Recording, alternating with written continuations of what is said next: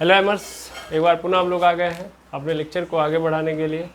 तो जैसा कि हम लोगों का टॉपिक चल रहा था ग्रेविटेशनल पोटेंशियल, और हम लोग इसके पहले वाले टॉपिक के अंदर बात कर चुके थे कि आखिर ग्रेविटेशनल पोटेंशियल क्या है और पोटेंशियल डिफरेंस क्या है।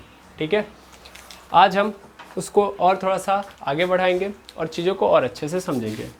तो कईयों के मन में ये चल रहा था कि हम लोग जब लास्ट टॉपिक पढ़ रहे थे जहाँ पे हम लोगों ने देखा था कि जो ई होता है, दैट मीन्स ग्रेविटेशनल फील्ड जो होता है वो dv/dr के बराबर होता है। मैंने ये बात बोली थी, है ना। तो कईयों के मन में शंकाएं आने लगी, मतलब क्वेश्चन आने लगे कि ऐसा कैसे पॉसिबल है ना। यानी ई इज इक्वल टू मैंने क्या लिखा था, dv/dr। तो कई लोगों के मन में चल रहा था कि आखिर कैसे ये होगा। पहली बात, उससे भी बड़ी प्रॉब्लम ये क्रिएट हुई आपके माइंड में कि जो v होगा वो कैसे -G∠M/r होगा। ठीक है ना, कई लोगों के मन में ये चल रहा था, हाँ या ना। अगर नहीं चल रहा है तो बोलिए छोड़ दूंगा मैं। चल रहा है तो किया जाए कैसे आया है, यानी हम देखें कैसे ये भी मतलब पोटेंशियल किसी एक पॉइंट पे कैसे इतना होगा, है ना। पहले ये देख लें, यस और नो, हाँ या ना बोल दीजिए पहले।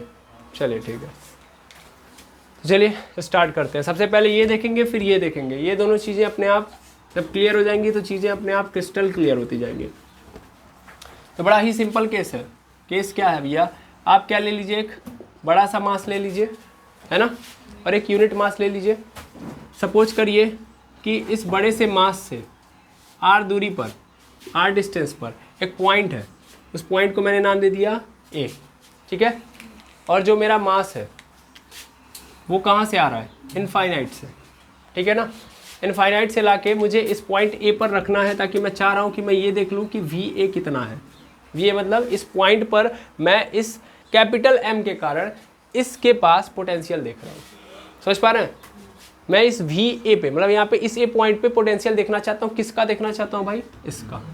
समझ पा रहे हैं ना, किसके कारण देखना चाहता हूँ, इसके कारण। भाई ये यहाँ से उठ के यहाँ पे आएगा ही क्यों, इससे मिल लेना। तो कारण कौन रहेगा, पहले तो ये समझ लीजिएगा, कारण कौन है, ये है। ठीक है, पोटेंशियल आएगा किसमें, इसमें आएगा। ठीक है, क्लियर है, हाँ या ना। मेरी बात समझ पा रहे हैं। मैं चाह रहा हूँ कि किसी मास के कारण किसी दूसरे मास में कितना पोटेंशियल आएगा किसी पॉइंट पे, वो कैसे फाइंड आउट करूँ। समझ पा रहे हैं मेरी इच्छा क्या है, हाँ या ना। मेरी इच्छा यही है कि मैं ये चाहता हूँ कि बड़े से मास के कारण किसी छोटका मास के अंदर कितना पोटेंशियल आ रहा है किसी पॉइंट पे, कैसे फाइंड आउट करूँ। इसी इच्छा को मुझे क्या करना है, पता करना है। ये इच्छा है कि क्वेश्चन है, ये मैं समझ नहीं पा रहा हूँ। ये क्वेश्चन भी है और इच्छा भी है। ठीक है, चलिए समझते हैं। इस एम मास को उठाना है, यहाँ पे लाना है, लेकिन इतना ईजी नहीं है सब कुछ। मैं एज्यूम करूँगा, मैं क्या करूँगा, एज्यूम। मैं यहाँ से एज्यूम करूँगा कि सपोज कर लो भाई इनफाइनाइट पे है, तो फिर कहानी चेंज हो जाएगी। मैं मान लूँगा कि यहाँ से लेके यहाँ तक की जो दूरी है, सपोज कर लिया मैंने कि ये ए डिस्टेंस तो ले ही नहीं सकता मैं, एक्स डिस्टेंस पे ये ऑब्जेक्ट आ चुका है। ठीक है, इनफाइनाइट से हट के ये ऑब्जेक्ट कहाँ पे आ चुका है, एक्स दूरी पर। इस एम मास से कितनी दूरी पर आ चुका है, एम दूरी पर, एक्स दूरी पर। ठीक है, अब ये जब एक्स दूरी पे आ चुका है तो मैं क्या करूँगा, मैं यहाँ से चीज़ों को डिराइव करूँगा। सबसे पहली चीज़ तो पोटेंशियल होता क्या है, कितना काम करना पड़ा। पोटेंशियल क्या है, कितना काम करना पड़ा। तो मैं पहले ये देखूँगा कि यहाँ तक मतलब एक्स दूरी तक आया होगा, तो एक्स दूरी तक लाने में कितना काम किया गया होगा, है ना। ये देख सकता हूँ, इनफाइनाइट से लेना देना नहीं है। मैं सिर्फ ये देख रहा हूँ कि यहाँ से यहाँ तक है, तो यहाँ तक लाने में कितना काम करना पड़ रहा है। क्लियर है, देखा जाए तो वर्क डन क्या होगा, वर्क डन क्या होगा बताइए सर। वर्क डन यहाँ पे अगर देखा जाए, वर्क डन पूरा का पूरा, तो सर वो होगा फोर्स कितना लग रहा है, तो फोर्स कितना लगेगा अगर बताइए यहाँ पे फोर्स कितना लग रहा होगा, इधर की ओर फोर्स कितना लग रहा होगा सर, लग रहा होगा capital G capital M into small m upon X square, क्योंकि डिस्टेंस कितनी है, x है। ठीक है ना, तो यहाँ से लेके यहाँ तक है ना भाई, तो x है तो डिस्टेंस मैंने x रखी है, x का स्क्वायर। ठीक है, कितना डिस्प्लेसमेंट हुआ है, डिस्प्लेसमेंट कितना हुआ है, अभी डिस्प्लेसमेंट तो मैं देखा नहीं हूँ, फोर्स मुझे पता चल रहा है। अब डिस्प्लेसमेंट तो मुझे देखना पड़ेगा ना भाई। तो मैं मान रहा हूँ, एज्यूम कर रहा हूँ, क्या एज्यूम कर रहा हूँ कि भाई ये जो ऑब्जेक्ट है वो छोटा छोटा डिस्प्लेसमेंट ट्रैवल कर रहा है, ठीक है ना। मान लो ये एक्स से यहाँ तक आना चाह रहा है ना, यहाँ से ये किसके पास आएगा, इससे मिलना चाह रहा है ये, ठीक है ना। अभी मेरी सोच चेंज है, मैं अभी इस पे लेके आऊँगा, इसको मैं इस पे लेके आऊँगा। मेरा सोच कहाँ से कहाँ तक है, मेरी सोच है इनफाइनाइट से इस ए पॉइंट तक लाने की, ठीक है ना। लेकिन मैंने केस को क्या कर दिया है, मोड़ दिया है, किसी दूसरे किसी दूसरे सोच में ले जाके मैं इन चीज़ों को करा रहा हूँ। मैं क्या सोच रहा हूँ कि मैं ये देख रहा हूँ कि यहाँ से यहाँ तक की कहानी क्या है, फिर इसको कन्वर्ट कर दूंगा अपने केस में। मेरा केस क्या है कि भैया इनफाइनाइट से आर तक, ठीक है, तभी आ जाएगी वो कहानी। लेकिन फिलहाल में समझो मैंने केस क्या रखा है कि x दूरी पर कोई ऑब्जेक्ट है और वो आ रहा है, क्या हो रहा है, आ रहा है, आ रहा है। तो उस कंडीशन में इसने कितना वर्क डन किया, तो वर्क डन कितना होगा सर, अगर ये डिस्प्लेसमेंट पूरा तय करता है तब क्या होगा, बड़ा वर्क डन, लेकिन अगर छोटा करता है तो छोटा वर्क डन। मैं सोच रहा हूँ कि इस छोटे एम मास को कहाँ पे पहुँचा दूँ, यहाँ पे, लेकिन जब ये आ रहा है तो ना एक साथ नहीं ले रहा हूँ, मैं छोटा छोटा ले रहा हूँ। कितना डिस्टेंस देख रहा हूँ, छोटा छोटा, यानी इस फोर्स लगने से बहुत छोटे छोटे पोर्शन पे देख रहा हूँ मैं। तो ये पूरा एक्स है तो इतना पोर्शन क्या होगा, डी एक्स, फिर इतना छोटा पोर्शन क्या होगा, डी एक्स, हाँ या ना। ऐसे डी एक्स के टुकड़ों में क्या होगा, ये पूरा का पूरा एक्स बटा होगा, यानी ये पूरा का पूरा एक्स जो है छोटे छोटे डी एक्स से मिलके बना है। तो अगर मैं एफ इंटू डी एक्स करूँगा तो क्या हो रहा है, फोर्स लग रहा है, डिस्प्लेसमेंट क्या हो रहा है, बहुत थोड़ा सा, तो काम भी क्या होगा, बहुत थोड़ा सा, तो काम भी क्या होगा, बहुत थोड़ा सा, हो गया। तो D W is equal to कितना आ गया भाई, एफ इंटू डी एक्स आ गया। लेकिन हमको पूरा चाहिए ना, तो मैं पूरा निकालूंगा तो क्या लिख दूंगा, इंटीग्रेशन का साइन लगाऊंगा और यहाँ भी integration F into D x कर दिया, हाँ ना बोलिए, ठीक है। अब थोड़ा सा समझिएगा क्या होगा, मुझे ये करना ही नहीं था, मेरा मोमेंटम ये था कि मुझे इनफाइनाइट से इसको कहाँ पे लेके आना था, ए तक लाना था ना। तो मैं क्या करूँगा, चेंज कर दूंगा मोमेंटम को, समझ पा रहे ना। मैं दिखाऊंगा कि भाई मेरा काम यहाँ पे है ही नहीं ये करना, मुझे तो क्या करना था, इनफाइनाइट से आर तक पहुँचाना था, मुझे तो क्या करना था, इनफाइनाइट से आर तक। ये जो पूरा काम है मुझे यहाँ से लेके यहाँ तक देखना है, ठीक है ना। तो मैंने चेंज कर दिया इसको, अब चेंज कर दिया तो ये जो छोटा छोटा काम है किस काम में कन्वर्ट हो जाएगा, बड़े काम में। बड़े काम में यानी पूरा काम दिखा देगा, छोटे छोटे काम को जोड़ते जाऊंगा तो पूरा बड़ा काम मिल जाएगा। और ये बड़ा काम किसके रिस्पेक्ट में चल रहा है, इनफाइनाइट से लेके आर तक, जो आपने यहाँ पे लिमिट दे दी उसी के अनुसार ये पूरा फंक्शन चलेगा, ठीक है। अब मेनली अगर मैं यहाँ पे बात करूँ एफ की, तो एफ कैसा होगा, थोड़ा ध्यान देंगे। एफ की वैल्यू, उसको बंद करिए। एफ की वैल्यू अगर मैं देखूँ तो कहाँ से कहाँ तक चलेगी, इनफाइनाइट से लेके आर तक। और एफ की वैल्यू क्या है, एफ की वैल्यू है sir capital G M into M upon X square, है ना। एफ की वैल्यू यही है, यही था मेरा एफ इंटू डी एक्स, क्या होगा, डी एक्स होगा, पेशेंस रखिए। W इज इक्वल टू यहाँ पे देखेंगे क्या होगा, यहाँ पे जो जो चीज़ें बाहर निकल सकती हैं उनको क्या कर दीजिए, बाहर निकाल लीजिए। क्या क्या निकल सकता है, जो कांस्टेंट है उसको बाहर निकालिए। इन सब में क्या नहीं बदलेगा सर, जी बदलेगा, जी कभी नहीं बदलेगा। एम बदलेगा, मास चेंज थोड़ी ना होता है किसी भी प्रक्रिया में, छोटका मास बदलेगा नहीं, ठीक है। एक्स बदल रहा होगा, बिल्कुल एक्स बदल रहा होगा। और मेनली होता क्या है यहाँ पे कि जो यहाँ पे होता है वही सेम यहाँ पे लेना होता है। दैट मीन्स डी के बगल में क्या है, एक्स है, तो एक्स वाला फंक्शन ही अंदर रुकेगा, बाकी सब कहाँ चले जाएंगे, बाहर। अगर कोई चीज़ ऐसी है जो बाहर नहीं जाती है, दैट मीन्स कांस्टेंट नहीं है, तो उसको किस में कन्वर्ट करना पड़ता है, एक्स के फंक्शन में, यानी रुकेगा वही इस साइन के अंदर जो एक्स जैसा होगा, ठीक है। तो ये 1 अपॉन क्या हो गया, x square into D x हो गया। फटाफट देखिएगा, यहाँ पे देखा जाए आगे क्या हो जाएगा, W इज इक्वल टू कहाँ से लेके कहाँ तक, इनफाइनाइट से लेके आर तक। बाहर जो लोग हैं पहले उनको भी लिख लेते हैं, नहीं तो गायब हो जाएंगे वो, ठीक है। ऐसे रहने दीजिएगा उनको। अब एक्स स्क्वायर का dx करेंगे, कितना आएगा मेरे पास, हाँ एक्स स्क्वायर का dx करिए, फटाफट करेंगे, कितना आएगा, यहाँ पे रहने दीजिए। एक्स पे पावर -2 इंटू डी एक्स करते हैं हम लोग, करते हैं, करेंगे तो क्या आ जाएगा मेरे पास आ जाएगा x पे पावर -1 होगा ना, x पे पावर -1 शायद आपको याद होगा, पिछले क्लास में मैंने कराया है ना। एंड dx करूँगा मैं तो मेरे पास जो आंसर आएगा कुछ ही आएगा, x पे पावर -1 इनफाइनाइट से लेके r तक, ठीक है। और अपॉन क्या रहेगा, -1, ठीक है। कैसे आया ये देख लीजिए पहले, यहाँ पे साइड में, यहाँ पे देखिएगा x पे पावर क्या था, -2 था, इंटू डी एक्स किया। तो फॉर्मूला होता है इसका कि अगर x पे पावर n है और उसका क्या कर रहे हो आप, इंटीग्रेशन। क्या कर रहे हो, इंटीग्रेशन। तो फॉर्मूला होता है कि x पे जो पावर है उसमें एक जोड़ दो और जो पावर बन रही है उसी को डिनोमिनेटर बना दो, है ना। x पे पावर क्या था, -2 था, तो क्या किया गया है, x पे पावर -2 लिखा गया है, उसमें एक जोड़ दिया गया है और यहाँ नीचे वही बन गई है पावर डिनोमिनेटर। यहाँ पे क्या हो गया, x पे पावर -1 अपॉन -1 हो गया ना। अब देखो यही -1 कहाँ आ जाएगा, बाहर, बाहर आ जाएगा। अरे हाँ या ना, डायरेक्ट बाहर कर लो और इसको नीचे कर लो, तो -gm × m हो गया। अपॉन नहीं होगा, यहाँ पे 1/x, इनफाइनाइट से लेके r तक। अब क्या करते हैं हम लोग, upper limit minus lower limit, यही करते हैं बिल्कुल। तो क्या करेंगे हम लोग, -gm × m करेंगे, यहाँ पे हो जाएगा एक बार 1/r - 1/∞ हो जाएगा। 1/∞ मतलब खत्म, 0 होता है। तो आंसर क्या आ गया मेरे पास, आ गया -gm × m/r। यही क्या है आपका, VA है। क्या है, VA है। पहले वर्क डन था, यही वर्क डन किस में कन्वर्ट हो गया, पोटेंशियल में कन्वर्ट हो गया कि नहीं हो गया। अरे हाँ ना बोलिए, यस आर नो, क्लियर। अब देखिए आपके मन में संकोच आ रहा होगा, सर ये चीज़ें जो आपने डायरेक्ट लिख दी VA कैसे लिख दिया, वर्क डन आपने किया कितना। मैंने यहाँ पे लिमिट क्या दी थी, इनफाइनाइट से लेके R तक। तो इनफाइनाइट से लेके R तक चलना है मुझे, यहाँ से लेके यहाँ तक R है ना, तो यहाँ से लेके मैं यहाँ तक चला हूँ, समझ पा रहे ना। ये डिस्टेंस R है ना, ये पूरी की पूरी क्या डिस्टेंस है, R है। तो यहाँ तक R तक आया हूँ, नहीं आया हूँ, ये था इनफाइनाइट से लेके R तक आ गया हूँ। इस मास से मैं R दूरी पर हूँ, खत्म। समझ पा रहे हैं कि नहीं समझ पा रहे। अब R दूरी पर जो पॉइंट आ रहा है वही मेरा क्या है, A है, और इस A पे इस ऑब्जेक्ट का जो पोटेंशियल है वो कुछ ये है ना। लेकिन डायरेक्ट ये नहीं आता सर, वर्क डन अपॉन क्या होता है, अपॉन m होता है कि नहीं होता है। तो डायरेक्ट आप VA नहीं लिख सकते, ये तो क्या है आपका वर्क डन ही है, ठीक है।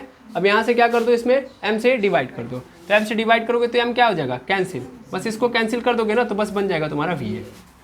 अब तो क्लियर है ना कि कैसे आया है, VA - gm/r। आई होप समझ में आ गया होगा, हाँ या ना। चलिए अच्छी बात है कि आपको समझ में आ गया। अब देखते हैं रिलेशन कैसे होता है उसके और उसके बीच में, कि dV/dr। इसको मिटाऊं मैं, चलिए देखिएगा। हम लोगों ने देखा है कि जो रिलेशन होता है किसके किसके बीच में, E और V के बीच में, वो कुछ ऐसा होता है, E = होता है dV/, चलिए छोड़िए इसको भी, पहले ये बताइए E = कितना होता है।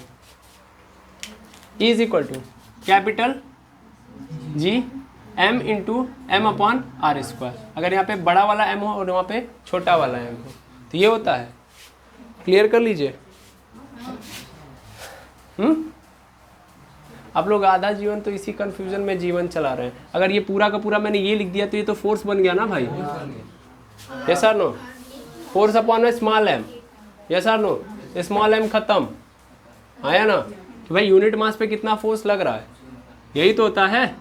तो ये क्या हो जाएगा, कैपिटल G × m/r², ये होता है।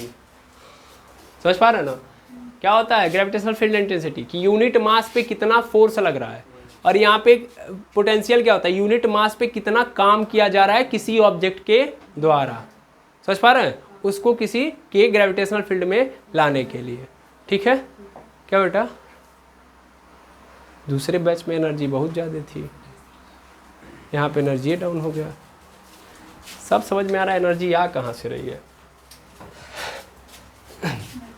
चलिए इसको मैं मिटा रहा हूँ, आगे बढ़ रहा हूँ।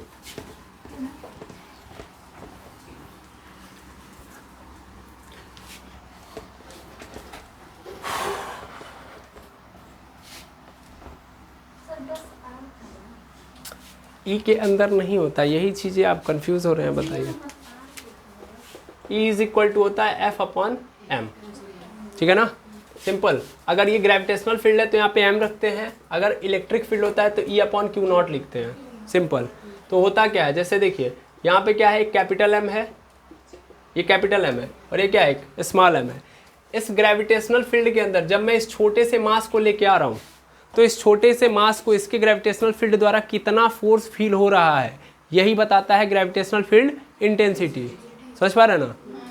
और हम निकालते कैसे, तो ऐसे निकालते हैं। तो E = क्या होगा, F का मतलब क्या होगा, इनके बीच की दूरी, मतलब फोर्स लगने वाला फोर्स तो लगने वाला फोर्स जो होगा कैपिटल G M1, मान लो इसको M1 कर लो, इसको M2, तो M1 M2 upon R square होता है। और किस पे लग रहा है? M2 पे, तो M2 को क्या कर दो नीचे, तो M2 से M2 कैंसिल, तो E की वैल्यू क्या मिली? E is equal to capital G M1 upon R square. आया कि नहीं आया? R में कोई चेंज आएगा नहीं। E क्या बता रहा है कि यूनिट मास पे कितना फोर्स लग रहा है किसी के ग्रेविटेशनल फील्ड में, और पोटेंशियल क्या बता रहा है कि यूनिट मास को हम किसी के ग्रेविटेशनल फील्ड में एंट्री करवा रहे हैं तो कितना काम करना पड़ेगा। समझ पा रहे हैं ना? वो काम बता रहा है, ये फोर्स बता रहा है। क्लियर है? ये क्या बताता है? यूनिट मास को किसी दूसरे मास के ग्रेविटेशनल फील्ड में लाने पर उस यूनिट मास पर कितना फोर्स लग रहा है, या वो जो मास है दूसरा वाला लगा रहा है। ठीक है? तो E क्या बताता है? एक्चुअल में फोर्स। क्लियर है? V क्या बताता है? V यहीं पे लिख लो।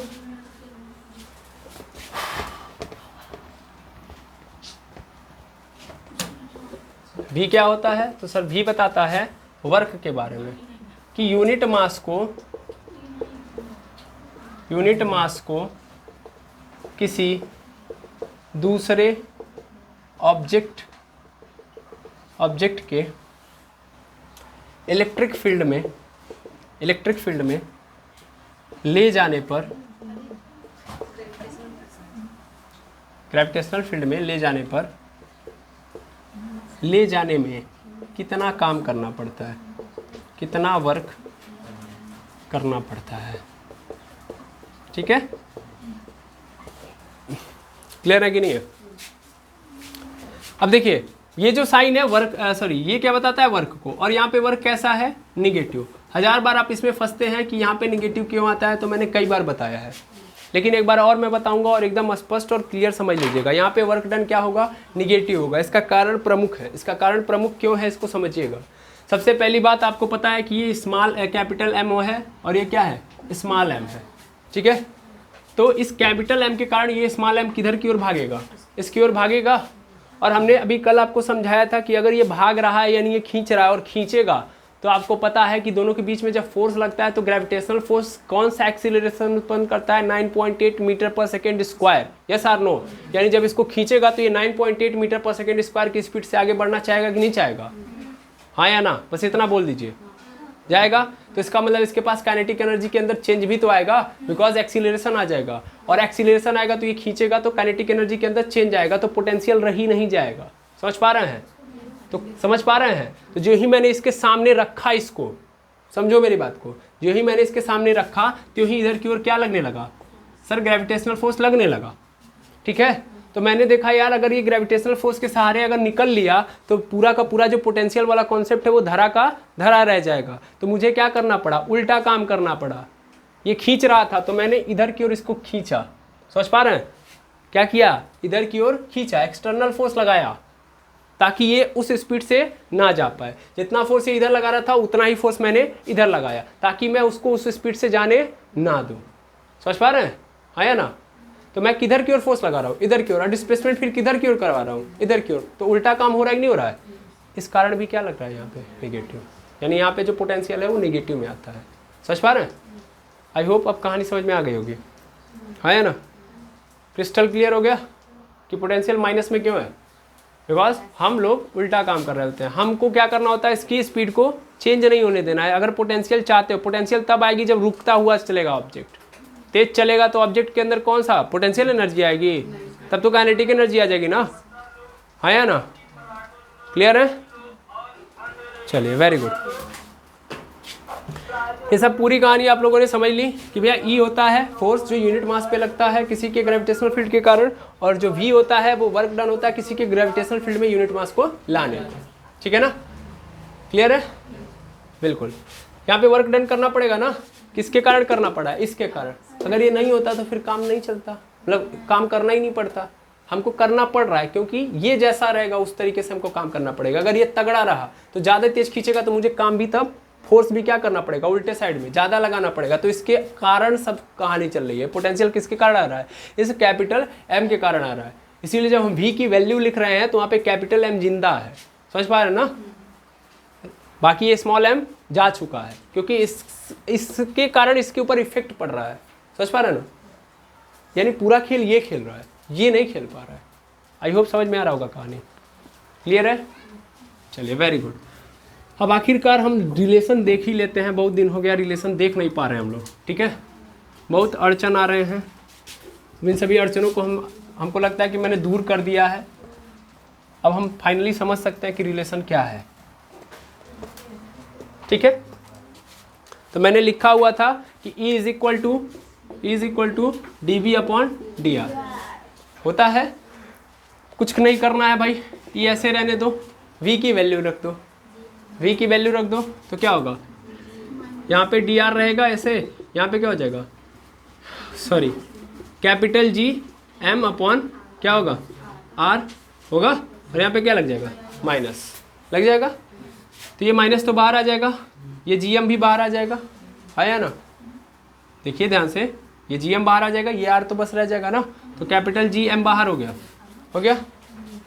अब यहाँ पे क्या बच गया, D upon dr into 1 upon R, 1 upon R बचा है। R पे पावर क्या ले सकता हूँ मैं, -1, आया ना। तो देख रहे हैं गायब हो जाएगा, माइनस GM अपॉन, यहाँ पे क्या हो जाएगा sir, GM into D upon dr into R पे पावर -1, R पे पावर -1, यही हुआ। अब यहाँ पे लगेगा डिफरेंशिएशन, क्या लगेगा, डिफरेंशिएशन। इससे पहले क्या हो रहा था, इंटीग्रेशन, अब क्या लगेगा, डिफरेंशिएशन। अगर x पे पावर n है और इसका मैं क्या कर रहा हूँ, इंटीग्रेशन, तो होता है x पे पावर n+1 और डिनोमिनेटर बन जाता है n+1। लेकिन अगर मैं इसी x पे पावर n का क्या कर रहा हूँ मैं, differentiation with respect to x, तो मेरा बनेगा nx n-1, क्लियर है। लेके चलो भाई, इसी को करना है ना, इसी का करना है। तो कुछ नहीं करो, r पे पावर -1 है, d अपॉन dr, जो नीचे यहाँ पे है ना वो, बस यही देखना होता है। यहाँ पे ये देखना है कि जो बगल में है वही यहाँ पे होना चाहिए, और यहाँ पे जो नीचे है वही ऊपर होना चाहिए, तो है ना। n की जगह पे क्या है भैया, -1, तो कह रहा है n लिखो, n की जगह पे मैंने क्या लिख दिया, -1 लिख दिया, इंटू x है, तो x की जगह पे मेरे पास क्या है, r है, r लिखा, फिर कह रहा है n लिखो, फिर मैंने लिख दिया -1, फिर कह रहा -1 जोड़ दो, -1 डाल दिया, ठीक है। तो क्या बन गया मेरे पास, माइनस r पे पावर -2। यानी इस पूरे खेल का जो नतीजा निकला है वो कुछ ये आया है कि GM, ये कैपिटल M था भाई, छोटा मत हो जाइए नहीं तो गड़बड़ हो जाएगा, इंटू माइनस r पे पावर -2, ठीक है।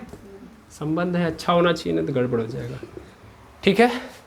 अब ये माइनस इस माइनस से मिलेगा तो क्या बना देगा, प्लस, यानी यहाँ पे बन गया प्लस, क्या मेरे पास आ गया भैया, GM आ गया, GM, और यहाँ पे r पे पावर -2 है, नीचे लेके चला जाऊंगा, +2 हो जाएगा, यानी r पे पावर +2, और इधर क्या बन गया, E आ गया कि नहीं आ गया।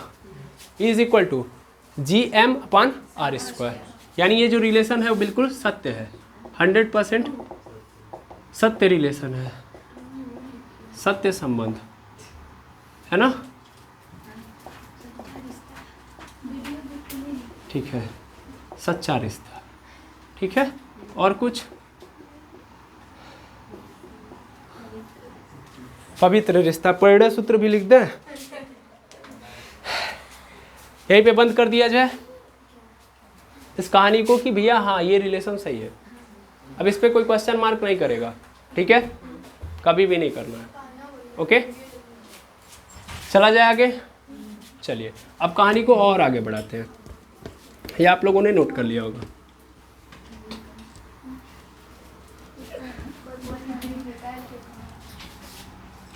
अब हम बात करने जा रहे हैं एक और इंटरेस्टिंग फैक्ट की, यानी एक नए टॉपिक की। अब हमको पता है कि दोनों के बीच में अच्छा खासा रिश्ता है, ठीक है। तो इन दोनों रिश्तों की जो कहानी है, दैट मीन्स इन दोनों लोगों की हम अलग अलग सिचुएशन में, मतलब सेम चीज सिचुएशन रखेंगे, समझ पा रहे हैं? अलग अलग सिचुएशन नहीं, सेम सिचुएशन में देखेंगे कि ये कैसा बिहेव कर रहे हैं और फिर उसी सिचुएशन में ये कैसा बिहेव कर रहे हैं। समझ पा रहे हैं? समझ में आ रहा है कि नहीं आ रहा है? यानी हम क्या देखने जा रहे हैं? हम ये देखने जा रहे हैं कि हम एक पर्टिकुलर कंडीशन रखेंगे और उस कंडीशन में हम ई को देख रहे होंगे और वी को देख रहे होंगे, क्योंकि दोनों के बीच में अच्छा खासा रिश्ता है ना। तो हम इन दोनों के बीच में देखेंगे कि अलग अलग सिचुएशन में किस तरीके का बिहेवियर आ रहा है। समझ पा रहे हैं ना, कि अलग अलग सिचुएशन पे ये कैसा बिहेव कर पा रहे हैं। ओके, तो चलिए स्टार्ट करते हैं हम लोग।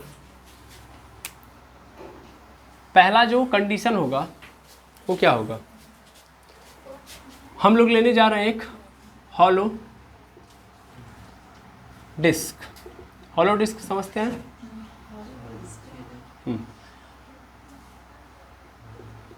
या रिंग बोल सकते हैं आप।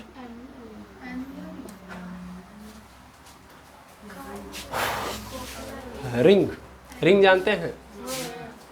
रिंग कैसा होता है? गोल होता है, सबको पता है ना। स्फेयर कैसा होता है?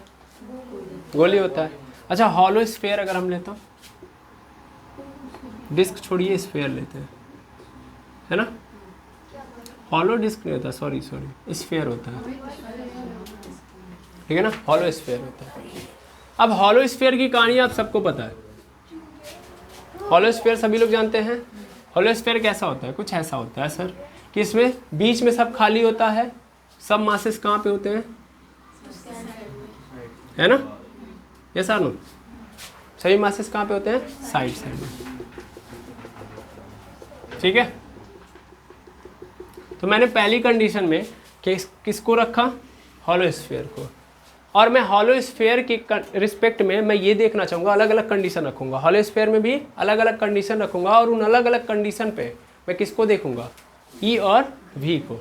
दैट मीन्स मैं देखने जा रहा हूँ gravitational field and potential due to hollow sphere, ठीक है, इन वेरियस कंडीशन। ओके, तो लिख लेते हैं टॉपिक को, पूरा टॉपिक लिखते हैं। Gravitational potential and gravitational field due to hollow sphere in various condition, ठीक है। पूरा बोल दिया है, आप लोग फुल फॉर्म करके लिख लीजिएगा। स्टार्ट किया जाए। कंडीशन कितनी रखेंगे? 3। सबसे पहले ये सब समझिएगा आप, ये सेंटर होता है, क्योंकि स्फेयर है दैट मीन्स सर्कल है, सर्कल मतलब सेंटर होगा, सेंटर मतलब रेडियस होगा। तो मान लेते हैं कि यहाँ से लेके यहाँ तक, यहाँ से लेके यहाँ तक जो डिस्टेंस है वो कितनी है? r है, ठीक है। और इसके बाहर जब मैं जा रहा हूँ, इसके बाहर जब मैं जा रहा हूँ तो कंडीशन कुछ और है, ठीक है। तो मैंने मान लिया यहाँ से लेके यहाँ तक तो क्या है? इसकी रेडियस r है, ठीक है। और यहाँ से लेके पर्टिकुलर यहाँ तक ये स्मॉल r है। क्या है? Small r। समझ पा रहे हैं जो मैंने बोला है? सेंटर से लेके इस पॉइंट तक, इस पॉइंट को मान लो a, ठीक है। तो इस a तक जो डिस्टेंस है वो क्या है? r है। और सेंटर से लेके इसके सरफेस तक क्या है? r है, ठीक है। कैसा r? Capital R। क्या कहानी समझ पा रहे हैं? अब मैं क्या कर रहा हूँ? किसी दूसरे मास को या किसी पॉइंट मास को इन अलग अलग पॉइंट पे रखूँगा। सबसे पहला कंडीशन, मैं उस मास को कहाँ रखूँगा? ए पॉइंट पे। सबसे पहला कंडीशन मैं उसको कहाँ रखूँगा? ए पॉइंट पे। दूसरा कंडीशन, मैं उस ऑब्जेक्ट को या उस यूनिट मास को कहाँ रखूँगा? सरफेस पे। तीसरा कंडीशन, सरफेस के अंदर, यानी उस हॉलो स्फीयर में। समझ पा रहे हैं? और इन तीनों कंडीशन में मैं क्या चेक करना चाह रहा हूँ? ई और वी। 3 कंडीशन समझ में आए? सबसे पहला कंडीशन आउटसाइड, रिंग के बाहर। दूसरा कंडीशन सरफेस पे। तीसरा कंडीशन सरफेस के अंदर, ठीक है। अरे हाँ ना बोल दीजिए, ठीक। तीनों कंडीशन में होगा क्या? तो पहली कंडीशन का मतलब होगा कि भैया स्मॉल r बड़ा रहेगा कैपिटल R से, इसका मतलब आउटसाइड वाली कहानी है, यस और नो। दूसरा कंडीशन में क्या रखूँगा कि सर r बराबर हो जाएगा स्मॉल r के, यानी सरफेस पे मैं लेके चलाऊँगा, है ना। तीसरे कंडीशन में कैपिटल R बड़ा हो जाएगा मेरा स्मॉल r से, यस और नो। इनसाइड वाला कंडीशन बना देंगे, ठीक है। r ये क्या है? समझ पा रहे हैं? नहीं समझ पा रहे हैं? मैंने बोला कि r और यहाँ पे देखिए मैं सबसे पहले ये देख रहा हूँ कि थोड़ा पकड़िएगा समझिएगा भाई। पहले केस में मैंने ये बोला कि मेरा जो कैपिटल आर है, कैपिटल आर है क्या है, बड़ा है। दैट मीन्स ऑब्जेक्ट को मैं कहाँ रख रहा हूँ, सॉरी स्मॉल आर को, स्मॉल आर क्या है, बड़ा है। तो पहले कंडीशन में जब मैं ये लिख रहा हूँ कि आर बड़ा है कैपिटल आर से, इसका मतलब मैं ऑब्जेक्ट को कहाँ रख रहा हूँ, बाहर, ठीक है ना, यानी आर के रिस्पेक्ट में चल रहा हूँ मैं। जब आर बराबर हो गया आर पे तो दैट मीन्स मैं सरफेस पे आ गया हूँ। और अगले कंडीशन में मेरे लिए मेन कौन हो गया, कैपिटल आर, दैट मीन्स मैं किधर चला गया, अंदर, ठीक है ना। तो इनसाइड वाली कहानी चलेगी। आई होप समझ में आ गया होगा। बारी बारी देखी जाए बातों को, हाँ या ना। चलिए, तो सबसे पहली चीज़, अगर मैं इस ए पॉइंट पे क्या देखूँ, इस ए पॉइंट पे इलेक्ट्रिक फील्ड देखूँ तो इलेक्ट्रिक फील्ड कितनी होगी सर, इलेक्ट्रिक फील्ड होगी capital G M upon R square, हाँ या ना, ठीक है। आउटसाइड, कहाँ पे देख रहा हूँ मैं, आउटसाइड, यानी ऑब्जेक्ट जब बाहर है। v कितना होगा, तो v होगा minus G M upon R, होगा कि नहीं होगा, बिल्कुल होगा। एट सरफेस कुछ भी अलग नहीं है भाई, बस एक एक सेकंड का आंसर है भाई। डिस्टेंस के अंदर ही तो खेल हो रहा है, बाकी सब तो चीज़ें सेम है ना भाई। ये जो रिंग लिए हो इसका मास क्या है, कैपिटल एम है, ठीक है, और रेडियस क्या है, कैपिटल आर, काम खत्म। इतना पहले ही अज्यूम कर लोगे, वो तो दिया भी रहता है, वो तो फ्री होता है। कभी भी आपको रिंग देगा तो मास और रेडियस तो दे के ही देगा ना, नहीं देगा तो आप अपने मन से एज्यूम कर लीजिएगा कि ये जो रिंग है कितना भारी है, मतलब इसका द्रव्यमान कितना है, एम, और रेडियस कितना है, आर है, ठीक है। तो सरफेस पे मैं देखूं तो सरफेस पे की कहानी में कुछ ये होगा कि is equal to G M upon R होगा, आर स्क्वायर है या ना, और v इज इक्वल टू क्या हो जाएगा, minus G M upon capital R. Yes sir, no, कुछ चेंज आ रहा है सर, कुछ भी तो चेंज नहीं आ रहा है, कुछ भी चेंज नज़र आ रहा है तो बताइए। रेडियस के अंदर बस चेंज आया है, डिस्टेंस। लेकिन जब मैं इनसाइडर वाली कहानी पकड़ूंगा, इनसाइड यानी अंदर जाऊंगा, ठीक है, तो अंदर जाऊंगा तो E is equal to zero, E is equal to क्या हो गया, ज़ीरो, और V is equal to minus G M upon R से छोटा हो चुका है, ठीक है ना। तो यहाँ पे आर जो भी डिस्टेंस होगा उस समय वो हम लेंगे, ठीक है ना। मैं मान लूँगा कि थोड़ा अंदर चला गया हूँ तो डिस्टेंस थोड़ी सी क्या हो गई है, घट गई है। सपोज कर लो मैं थोड़ा सा, ये पूरा आर था, मैं थोड़ा सा अंदर जा चुका हूँ। सपोज कर लो मैंने एच अंदर, मतलब एच, चलो एक्स ले लेते हैं, एक्स में अंदर चला गया, ठीक है ना, एक्स अंदर चला गया तो मतलब क्या हो जाएगा मेरा, आर माइनस एक्स हो जाएगा। लेकिन पूरे खेल में ये प्रॉब्लम क्रिएट हो गया, ई कैसे जीरो हो गया। ये सब तो समझ में आ रहा था, है ना, ये क्या हो गया, सब सही है, लेकिन इसमें कहाँ पे ये जीरो कैसे हो गया ये देखना जरूरी है ना। तो ई जीरो क्यों हुआ ये समझा जाए। बाकी में कोई प्रॉब्लम है क्या, बाकी में हम लोगों ने कुछ नहीं किया, फॉर्मूला रखा, काम खत्म, ठीक है। क्या हुआ, मेन प्रॉब्लम यहाँ पे कि ई क्या हो जाता है, ज़ीरो, जब हम अंदर जाते हैं तो, ठीक है। और मैं किस पॉइंट पे आया हूँ, इस पॉइंट पे। देखना ये सब पॉइंट है, ये सब क्या है, पॉइंट। पहला पॉइंट ये था, दूसरा पॉइंट ये बी ले लो, और इस पॉइंट को क्या ले लो, सी, ठीक है। तो एट ए बोल सकते हो, एट ए, ये एट बी, और ये एट सी, ठीक है, क्लियर है। तो एट ए, एट बी, एट सी, सिचुएशंस देख रहा हूँ मैं, ठीक। अरे सुन रहे हो कि नहीं सुन रहे तुम लोग, ठीक। अब समझना मेरी बात को। ई ज़ीरो हो गया, क्यों हो गया, ई ज़ीरो हुआ तो क्यों हुआ समझिएगा। मेनली हुआ क्या, पूरा मास बाहर बाहर है, ठीक है, ये है पॉइंट सी, ठीक है। मैं कहाँ पे हूँ बहू, यहाँ पे, इस पॉइंट सी पे हूँ, ठीक है। अब जब मैं अपने मास, इस यूनिट मास को यहाँ पे रखूँगा, मैंने क्या रखा हुआ है, यूनिट मास को, ये बारी बारी क्या चल रहा है, यूनिट मास ही लेके आओगे तभी तो ये सब चीज़ें फील करोगे कि यूनिट मास आया हुआ मेरा सी पे। तो जब ये यूनिट मास सी पे आया तो हुआ क्या, थोड़ा समझिएगा। अच्छा चलो ना थोड़ा और फील लेके आते हैं, सेंटर पे पहले ले जाके रखते हैं, तब देखते हैं क्या होता है। ये सेंटर पे, ये मेरा जो पूरा का पूरा स्मॉल एम है वो कहाँ चला गया, सेंटर पे। तो सेंटर पे चला गया तो क्या हुआ, जब ये सेंटर पे गया तो हुआ ये कुछ कि यहाँ पे सभी के मतलब बाहर की ओर चारों जगहों पे, मतलब चारों ओर क्या है, मासेस है। तो ये जो मासेस है वो इसको अपनी ओर खींच रहे होंगे, हाँ या ना। यहाँ वाला मास इसको अपनी ओर खींच रहा होगा, यस और नो? तो सेम टू सेम जस्ट इसके अपोजिट साइड में भी कोई मास होगा, उसको भी ये खींच रहा होगा। यहाँ भी कोई मास होगा, इसको m1 ले लो, इसको क्या ले लो, m2। ये m1 और ये m2 है ना? सोच पा रहे हो कि नहीं सोच पा रहे हो? ये भी इधर खींच रहा होगा, ये भी इधर खींच रहा होगा। ऐसे इसको इधर भी खींचा जा रहा होगा तो इधर भी खींचा जा रहा होगा, इधर खींचा जा रहा होगा, इधर खींचा जा रहा होगा, इधर खींचा जा रहा होगा, इधर खींचा जा रहा होगा।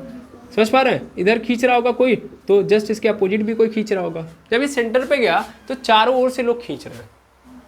और सबसे अच्छी बात जानते हो क्या है? कि सभी लोग बराबर दूरियों से खींच रहे हैं, हाँ या ना? अगर ये जो m1 है जितनी डिस्टेंस से ये खींच रहा है, m2 भी उतने ही डिस्टेंस से खींच रहा है। और ये बताओ यहाँ पे इलेक्ट्रिक फील्ड पैदा होगी, 100% पैदा होगी। एक इधर की ओर होगी और एक इधर की ओर। समझ पा रहे हो? अब दो इलेक्ट्रिक फील्ड जनरेट हो रही हैं। बार बार मैं इलेक्ट्रिक फील्ड बोल रहा हूँ, यहाँ पे ग्रेविटेशन का चैप्टर चल रहा है तो ग्रेविटेशनल फील्ड है। अब मैं अगली हजारों बार अगर इलेक्ट्रिक फील्ड बोल रहा हूँ तो भी यकीन मत करिएगा कि इलेक्ट्रिक फील्ड ही है, जब तक चैप्टर चेंज ना हो जाए। ठीक है? हो सकता है कि ये बोलते बोलते समझते समझते इलेक्ट्रिक फील्ड जब पढ़ाने की बारी हो तो ग्रेविटेशनल फील्ड में बोलने लगूँ, तो वहाँ पे ये मत यकीन करिएगा कि मैं ग्रेविटेशनल फील्ड की बात कर रहा हूँ। ठीक है? समझ पा रहे हैं? पूरा फील आप ये लीजिएगा कि इलेक्ट्रिक फील्ड मतलब कानों को एकदम ट्रेंड कर लीजिए कि इलेक्ट्रिक मतलब वो आपके कानों तक पहुँचे तो ग्रेविटेशनल में कन्वर्ट हो जाए। ठीक है? तो समझिएगा ध्यान से। अब मैंने आपको ये समझाया हुआ है कि ग्रेविटेशनल फील्ड जो है वो एक वेक्टर क्वांटिटी है। कैसी क्वांटिटी है? वेक्टर। अगर मान लो एक ऑब्जेक्ट इधर से खींच रहा है, यानी एक इलेक्ट्रिक फील्ड इधर की ओर बन रही है और सेम उसके अपोजिट में कोई इलेक्ट्रिक फील्ड बन रही है, तो वो इलेक्ट्रिक फील्ड दूसरे वाले को क्या कर देगी? खत्म कर देगी। समझ पा रहे हैं? इधर चारों ओर इलेक्ट्रिक फील्ड बन रही है, चारों ओर से खींचा जा रहा है, लेकिन अपोजिट कहानी चल रही है। अगर इधर की ओर E1 बन रहा है तो इधर की ओर क्या बन जा रहा है? E2 भी बन जा रहा है। और ये दोनों क्या है? अपोजिट डायरेक्शन में, इसलिए इलेक्ट्रिक फील्ड को क्या कर दे रही है? खत्म। क्या कर दे रहा है? खत्म। जब इन्होंने खत्म कर दिया तो इसके ऊपर कोई इलेक्ट्रिक फील्ड जनरेट हो पा रही है? एंड सेंटर पे अगर इधर की ओर कोई खींच रहा है तो इधर की ओर भी कोई खींच रहा है, तो इधर वाली इलेक्ट्रिक फील्ड ने इधर वाली इलेक्ट्रिक फील्ड को क्या कर दिया? Cancel out. इधर वाली ने इधर वाली को कैंसिल आउट कर दिया, इधर वाली ने इधर वाली को कैंसिल आउट कर दिया। दैट मीन्स ये m मास का ऑब्जेक्ट किसी से भी इन्फ्लुएंस नहीं होगा, चुपचाप वही बीच में बैठा रह जाएगा। समझ पा रहे हैं? समझ पा रहे हैं? हाँ या ना? सेंटर पे जाने के बाद इसके ऊपर कोई इलेक्ट्रिक फील्ड नहीं लग पाएगी, क्योंकि चारों से बराबरी की कहानी चल रही है। सीधा सीधा दिख रहा है, सभी मासेस यहाँ पे मासेस हैं, है ना? और सभी सेम डिस्टेंस पे हैं, तो इलेक्ट्रिक फील्ड भी क्या बनेगी? सेम। क्लियर है? हाँ या ना? चलिए, वेरी गुड। अब कहानी में थोड़ा सा ट्विस्ट आता है। अब इस बार सेंटर में तो थी नहीं, अब तो अलग अलग थी। तो क्यों ऐसा हुआ भाई? सेंटर में होती तो 0 लिख देते तो हम थोड़ा सा भी बुरा नहीं मानते, है कि नहीं है? इस बार थोड़ा सा दिल से बुरा लग रहा है ना? कॉन्सेप्ट कुछ और है, हो कुछ और रहा है, यही अच्छा नहीं लगता है फिजिक्स का, है कि नहीं है? क्या करेंगे, हम भी नहीं कुछ कर सकते। सी पे है कोई पॉइंट, ठीक है, बीच में है नहीं, फिर भी इसने बोल दिया क्या है?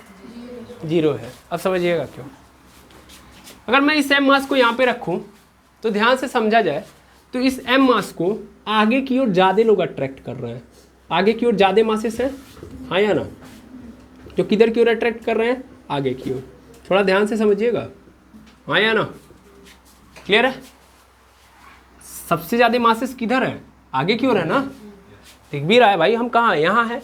इस साइड में ज़्यादा मासेस है कि उस साइड में ज़्यादा मासेस है? इधर ज़्यादा है ना? इसके आगे वाले साइड में ज़्यादा मासेस है, इसके पीछे वाले साइड में कम मासेस है कि नहीं है? इधर कम मासेस है, तो अट्रैक्शन भी क्या हो रहा होगा? कम लोग कर पा रहे होंगे, जबकि इधर मास ज़्यादा है ना?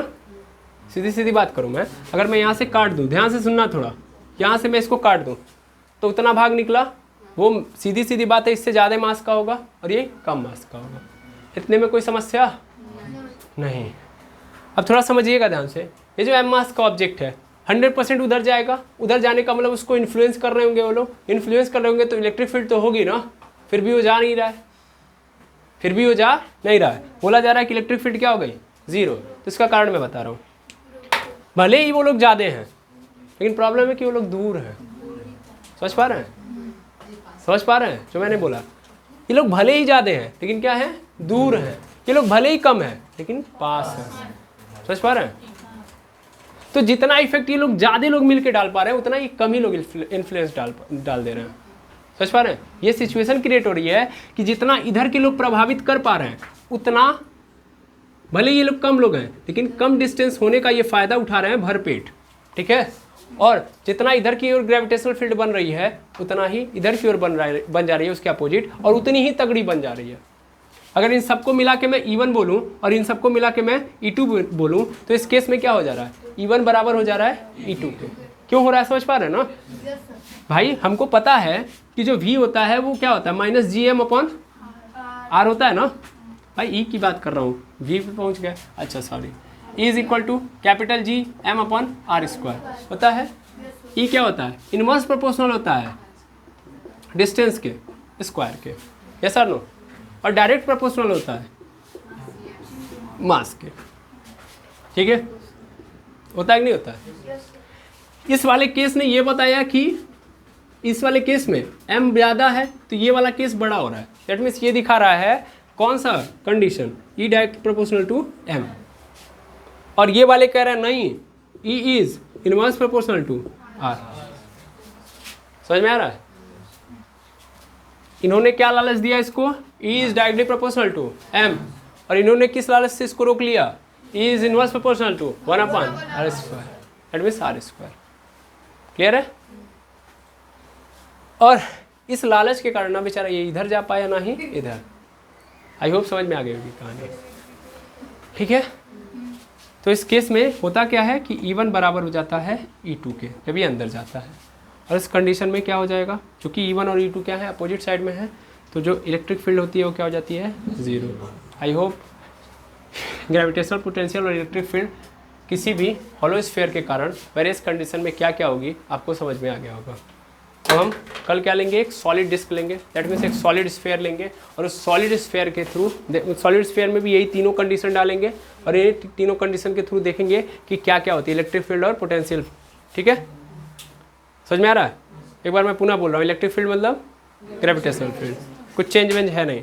ठीक है ना, बाकी भ्रम है, ये फिजिक्स का एक इल्यूजन है, क्योंकि ग्रेविटेशनल फील्ड और इलेक्ट्रिक फील्ड सेम काम कर रही है, बस मास हटा के चार्ज कर दोगे काम वही रहेगा। ठीक है, ठीक है, तो आई होप कहानी समझ में आ गई होगी, आज की क्लास भी समझ में आ गई होगी।